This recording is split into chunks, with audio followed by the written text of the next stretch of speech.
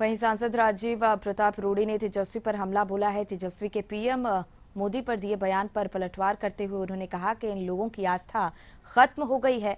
साथ ही बिहार की सभी 40 सीटों पर जीत का दावा किया। जो असल लू था अब समाप्त हो गया है। अब तो परिणाम का लू होगा। अब अंतिम चरण कल हो जाएगा और लू का असर भी खत्म हो जाएगा।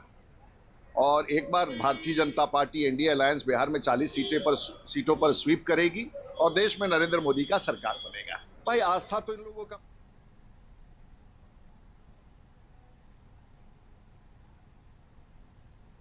बिहार सरकार के मंत्री और बीजेपी नेता नीरज सिंह बबलू ने तेजस्वी पर हमला बोला है। दरअसल तेजस्वी ने प्रधानमंत्री के कन्याकुमारी जाने पर तंज कसा है। उन्होंने कहा था कि रील्स बनाने के लिए मोदी कन्याकुमारी गए हैं और इस पर नीरज बबलू ने कहा कि तेजस्वी यादव डीरेल हो गए हैं और उनको लगता है कि उनका लोकसभा चुनाव में खाता नहीं खुलेगा, इसलिए विवादित बयान दे रहे हैं।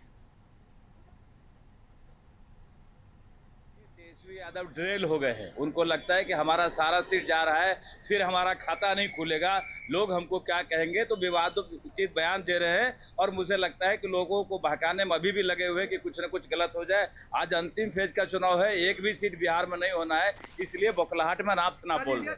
वहीं पूर्व उप मुख्यमंत्री तारकिशोर प्रसाद ने भी एनडीए की जीत का दावा किया है। उन्होंने कहा कि 10 सालों में मोदी ने मजबूत सरकार दी है। हमारी सरकार टेस्टेड और वेरीफाइड है। फिर ये सरकार मोदी के नेतृत्व में बनेगी।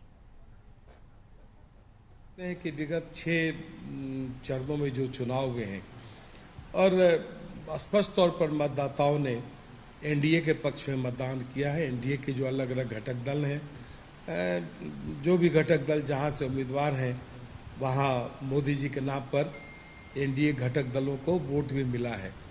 तब उम्मीद करते हैं कि 7वें चरण में भी जब हम बहुमत की ओर हैं, तो 7वें चरण के मतदाताओं से भी हमारी अपेक्षा है, आग्रह भी है, विनती भी है कि 400 के पार का जो एक लक्ष्य माननीय प्रधानमंत्री जी ने दिया है, उस लक्ष्य को पूरा करने में अंतिम चरण के जितने भी हमारे लोकसभा क्षेत्र हैं, उनके मतदाता मत देकर प्रधानमंत्री जी के इस लक्ष्य को पूरा करने में सहयोग करेंगे।